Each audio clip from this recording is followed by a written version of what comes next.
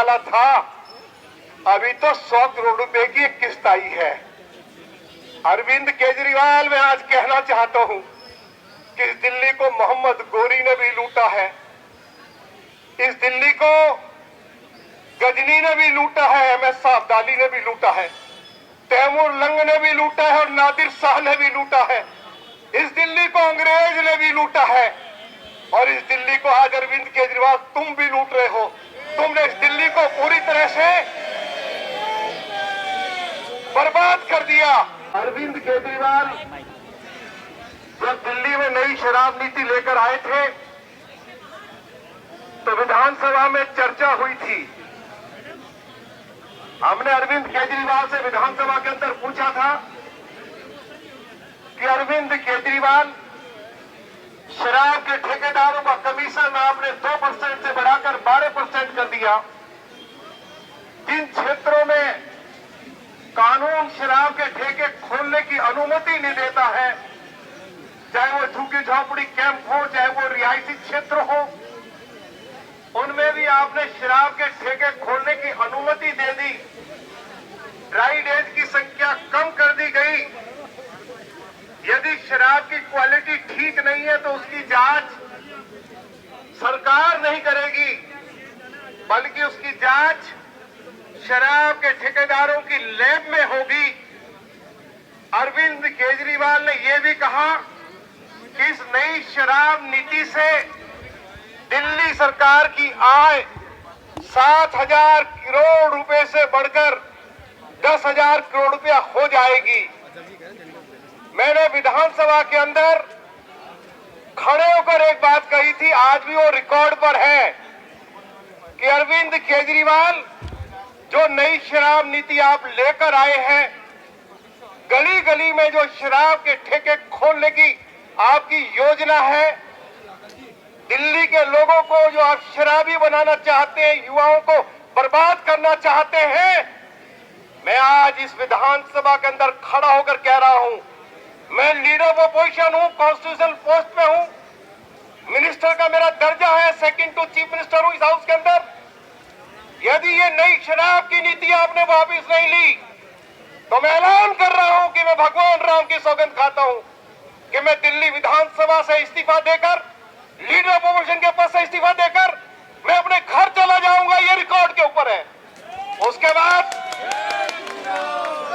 दिल्ली प्रदेश Bharatiya Janata party की leadership ने फैसला लिया कि अरविंद केजरीवाल की सरकार के खिलाफ जोरदार आंदोलन शुरू किया जाएगा। मैं दिल्ली प्रदेश भारतीय जनता पार्टी के संगठन महामंत्री आदरणीय श्री सिद्धार्थन जी को बहुत बहुत उनको बधाई भी देना चाहता हूं, धन्यवाद भी देना चाहता हूं कि आज ये हजारों करोड़ रुपए का यदि घोटाला पकड़ा गया है, या ये नई शराब नीति को वापस लेने के लिए अरविंद केजरीवाल मजबूर हुआ। हमारे पार्टी के कार्यकर्ताओं ने तो उसमें अपनी जान लगा दी। अपने कार्यकर्ताओं को जितनी बधाई दे, जितनी शाबाशी दे, वह कम होगी। लेकिन संगठन महामंत्री ने कहा हर तरह का सहयोग पार्टी के कार्यकर्ताओं को, विधायकों को, पार्टी के पदाधिकारियों को पार्टी का मिलेगा, लेकिन हर कीमत पर इस नई शराब नीति को वापस करवाना है। आप लोगों ने दिल्ली में चक्का जाम किया। पार्टी के कार्यकर्ताओं ने जहां कानून का उल्लंघन करके शराब के ठेके रिहायशी क्षेत्रों में खोले, भारतीय जनता पार्टी के कार्यकर्ताओं ने, चाहे वो महिला थी चाहे वो पुरुष थे, रातों रात बेचारे धरने के ऊपर भी बैठते थे, पुलिस की लाठियां भी खाई, हर तरह के जुल्म का मुकाबला भी किया। मैं पार्टी के कार्यकर्ताओं को, आदरणीय अध्यक्ष जी, आज बधाई देना चाहता हूं कि मुझे सैकड़ों शराब के ठेकों पर जाने का मौका मिला और भारतीय जनता पार्टी के कार्यकर्ता जिस मजबूती के खिलाफ इस अरविंद केजरीवाल की नई शराब नीति के विरोध में मैदान में डटे हुए थे, इतिहास में ऐसा कोई दूसरा उदाहरण नहीं मिलता है। और मैंने उस समय कहा कि इसमें कम से कम 5-6 हजार करोड़ रुपए का घोटाला हुआ है। अरविंद केजरीवाल की सरकार ने स्वीकार किया है कि जब यह नई शराब नीति नहीं आई थी तो पुरानी शराब नीति से दिल्ली को एक्साइज के रूप में 7,000 करोड़ रुपया मिलता था और इस नई शराब नीति आने के बाद एक साल में केवल 4,000 करोड़ रुपया मिला। 3,000 करोड़ रुपए का तो दिल्ली सरकार को घाटा हुआ, जिसको अरविंद केजरीवाल की सरकार ने विधानसभा के अंदर स्वीकार किया है। 6,000 करोड़ रुपए का एक घोटाला था, अभी तो 100 करोड़ रुपए की एक किस्त आई है। अरविंद केजरीवाल, मैं आज कहना चाहता हूं कि इस दिल्ली को मोहम्मद गोरी ने भी लूटा है, इस दिल्ली को गजनी ने भी लूटा है, एमएस अब्दाली ने भी लूटा है, तैमूर लंग ने भी लूटा है और नादिर शाह ने भी लूटा है। इस दिल्ली को अंग्रेज ने भी लूटा है और इस दिल्ली को आज अरविंद केजरीवाल तुम भी लूट रहे हो। तुमने इस दिल्ली को पूरी तरह से बर्बाद कर दिया। पार्टी के कार्यकर्ताओं के दमखम की बदौलत नई शराब नीति वापस हुई, दिल्ली शराब नगरी बनने से बची। हमने दूसरा मुद्दा उठाया था अध्यक्ष जी विधानसभा के अंदर कि जो अरविंद केजरीवाल की सरकार दिल्ली के लिए जो डीटीसी की बस खरीद रही है, इसमें 5,000 करोड़ रुपए का घोटाला हुआ है। वो लड़ाई पार्टी के नेताओं ने और कार्यकर्ताओं ने लड़ी, विधानसभा के अंदर भाजपा के विधायकों ने लड़ी। डीटीसी घोटाले में अरविंद केजरीवाल की सरकार के खिलाफ सीबीआई ने एफआईआर दर्ज की, उसकी जांच हो रही है। अरविंद केजरीवाल को मैदान छोड़कर भागना पड़ा। हमने एक तीसरा मुद्दा आदरणीय अध्यक्ष जी उठाया था कि अरविंद केजरीवाल दिल्ली के लोगों को जो टैक्स का पैसा है उसको अपने प्रचार पर लुटा रहे हैं। अरविंद केजरीवाल जब दिल्ली के मुख्यमंत्री बने तो सरकार 11 करोड़ रुपया हर साल प्रचार के ऊपर खर्च करती थी और अरविंद केजरीवाल के मुख्यमंत्री के बनने बाद उन्होंने अपनी पार्टी के प्रचार के लिए, अपना चेहरा चमकाने के लिए लगभग 2,500 करोड़ रुपया पिछले 8 सालों में खर्च किया और इस साल 675 करोड़ रुपया उन्होंने प्रचार के ऊपर वो खर्च कर रहे हैं। हमने कहा कि ये पूरी तरह से गैर कानूनी है। मामला हाई कोर्ट में गया, सुप्रीम कोर्ट में गया और सुप्रीम कोर्ट ने भी कहा अरविंद केजरीवाल तुम्हारा ये फैसला गलत है और 163 करोड़ रुपया आप दिल्ली सरकार को लौटाइए। दिल्ली के ऑनरेबल लेफ्टिनेंट गवर्नर ने अरविंद केजरीवाल को कहा कि 163 करोड़ रुपया दिल्ली सरकार को लौटाइए। ये लड़ाई लड़ी है भारतीय जनता पार्टी के कार्यकर्ताओं ने, दिल्ली प्रदेश के नेताओं ने। आज दिल्ली की स्थिति बहुत अच्छी नहीं है। दिल्ली में सड़कें टूटी पड़ी है, कोई फ्लाईओवर नहीं बन रहा, कोई हॉस्पिटल नहीं बनाया जा रहा है, दिल्ली के अंदर कोई कॉलेज नहीं खोला गया, कोई फ्लाईओवर नहीं बनाया गया।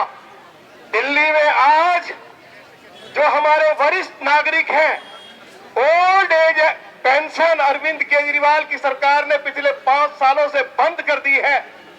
मोदी जी की सरकार यदि गरीबों को मुफ्त राशन उपलब्ध करा रही है तो अरविंद केजरीवाल ने राशन कार्ड बनाने के ऊपर भी पूरी तरह से रोक लगा दी है। दिल्ली को दुनिया का सबसे ज्यादा प्रदूषित शहर बना दिया है और अभी जल बोर्ड ने जो पानी के सैंपल उठाए हैं, आपको जानकर हैरानी होगी कि 365 सैंपल फेल हो गए। दिल्ली जल बोर्ड कह रहा है कि ये दूषित पानी हम दिल्ली के लोगों को उपलब्ध करा रहे हैं। इस पानी को पीकर दिल्ली के लोगों का पेट खराब हो रहा है, किडनी खराब हो रही है, लीवर खराब हो रहा है।